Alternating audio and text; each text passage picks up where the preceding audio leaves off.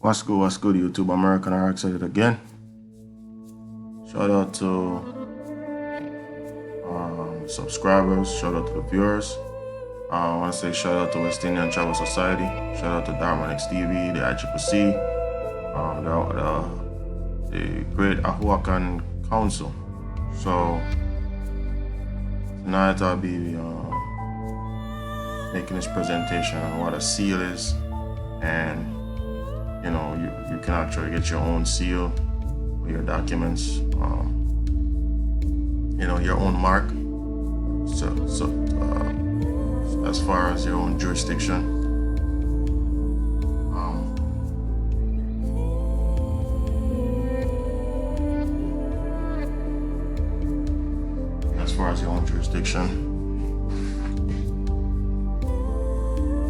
let's get to it. In the law, seal, affix, or contract or other legal instrument had special legal significance, various terms in the jurisdiction that recognize it. In the courts of common law jurisdictions, contract which was sealed, made under seal, was treated differently from other written contracts, which were made underhand. Although this practice gradually fell out of favor in most of these jurisdictions in the 19th century and early 20th century, the legal term seal arises from the wax seal used throughout the history for authentication. So previously they used the wax seal, that's the one with the candle wax and your imprint, you know what I'm saying? Like your stamp, imprint. So they imprint it's an impression within the wax, Originally, only a wax seal was accepted as a seal by the courts, but by the 19th century, many jurisdictions had relaxed the definition to include an impression. So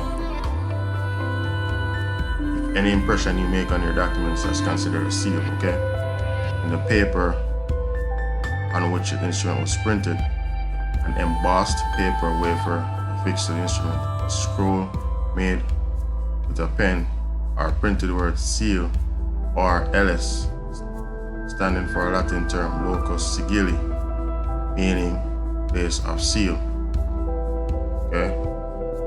Notwithstanding their reduced significance, seals are still used on contracts, usually in the impression on paper form.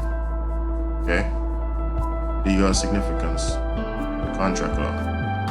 Until modern statutory reforms in contract law, a seal was widely recognized by courts in common law jurisdictions as removing the need for consideration valuing a contract. So your seal, if your documents have seal on it, but they're saying it removes the need for valuable consideration, alright? This reflects classical contract theory, in which consideration was viewed as a formal aspect of a contract, so that a seal could be considered an alternative form. A seal is not per se a type of consideration, but rather raise a presumption of consideration. Courts have varied in their opinions of whether this presumption is rebuttable. Example, Marine Contractors Co. Incorporated versus Hurley. The rationale for this special treatment of sealed contracts can be understood in terms of the legal formalities that are associated with sealing a document with a wax seal. Firstly, the following of the legal formality of affixing a seal to a document was evidence of the existence of a contract. Secondly, the needed to use a seal, widely known to have legal significance, served to impress upon the parties significance of the agreement being made. This element of deliberation is important in the context of many legal theories, or why donative promises are not generally enforceable in the same way as contracts. There is a concern that donative promises are sometimes made under pressure.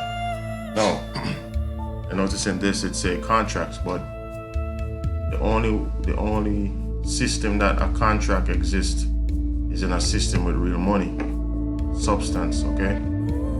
Within this fictitious construct, everything is trust, okay? You express the trust, right? There's no money to make for valuable consideration unless you're gonna be in a private. You're gonna use your gold or your silver for that. In that case, you have gold and silver, okay? All right, so let's get to it. Without adequate deliberation, which explains why a requirement for a legal formality of a seal might substitute for a consideration to give enforceability to donative promises. Thirdly, the following of the legal formalities through the use of a seal demonstrated beyond doubt that a legal transaction was intended by the parties. Now, if you want to get your seal made, you have websites online. I got mine made with I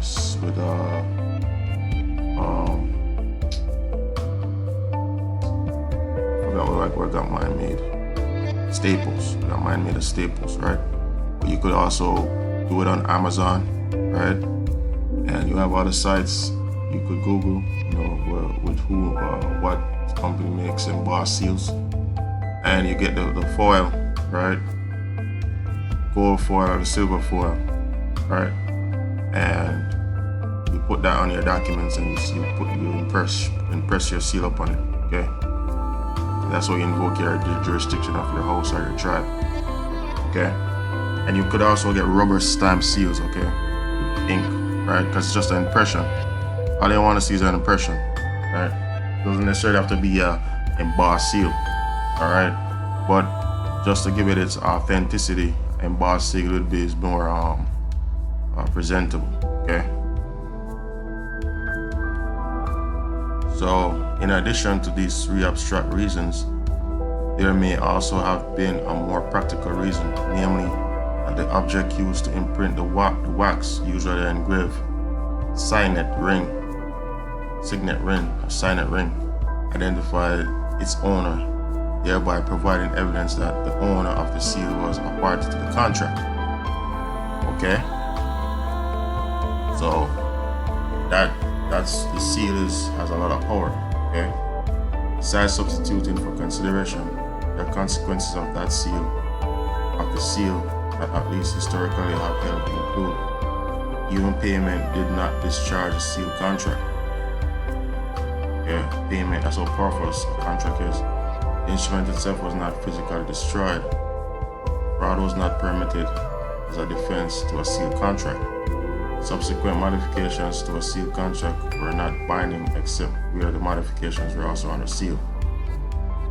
Principal not designated as such in contract would not be connected to the contract to a seal. Okay, positions in different jurisdictions.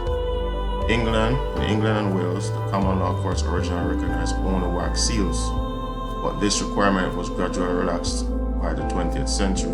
A small circle of red adhesive paper affixed to the document in question was sufficient when an individual had to use a seal, most commonly on a contract for a sale of land, although the courts also held that circle containing letters LS was adequate. Okay? So a circle containing letters L.S was adequate. That means it was enough. So you don't need anything fancy, alright? But you could get your own seal made within your family, your clan name, okay? Your house name, alright? Under your tribal trust, okay? Your tribal society. The common law rule which required that a deed made by a private individual had to be sealed, be validly executed, was finally abolished in 1989. the Law of Property, Miscellaneous Provisions Act 1989. Right, so they're saying they seized the requirement for you to seal. So before you could transfer a deed, you have to seal it. You have to put your own seal over it. Okay. Act implemented recommendation made by the Law Commission of England and Wales in their 1987 report, Deeds and Escrows, and replaced seals with requirements that the document had to explicitly state that it was being executed as a deed and had to be witnessed. Okay.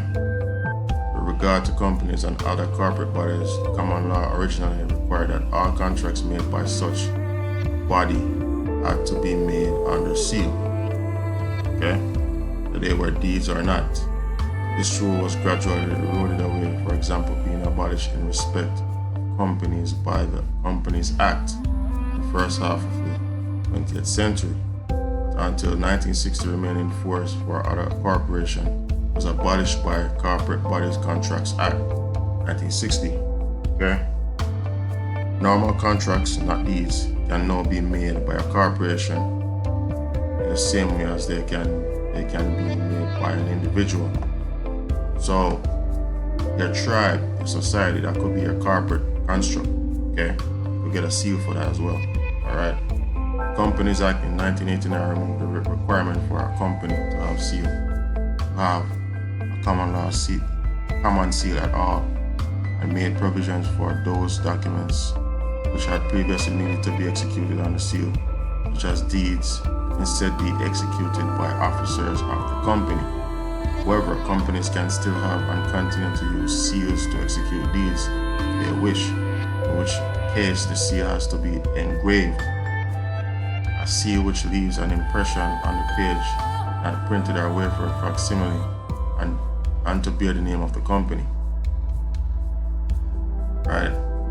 Some other corporations which are not companies registered on the Companies Act are still required to have use of seal. Example, Royal Charter incorporating the Royal College of Nursing requires a college to have a common seal, as does that of BBC. Also, changes relating to deed. Some other corporations which are not companies registered under the Companies Act are still required to have and use seals, for example. Also, the changes relating to deeds which were introduced in 1989 do not apply to corporations sole as government ministers or bishops of the Church of England. Therefore, where a corporation sole has to execute a deed, it continues to do so by use of an official seal. In the United States, wax seals were never expressly required. The restatement of contract second notes that impressions directly on paper were recognized early. Were common for notarial and corporate seals. Gummed paper wafers have been widely used in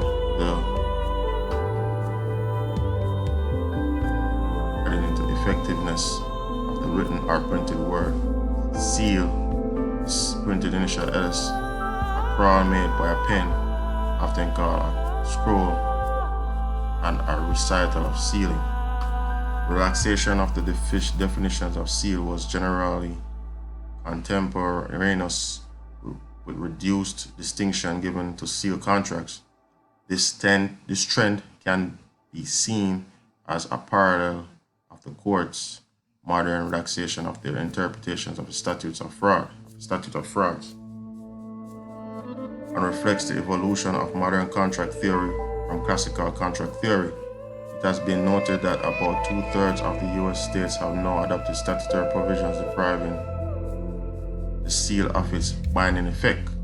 So they do away with the binding effect of a seal because they see how powerful having a seal that is, right? Although several important jurisdictions such as New Jersey and Wisconsin have retained the concept.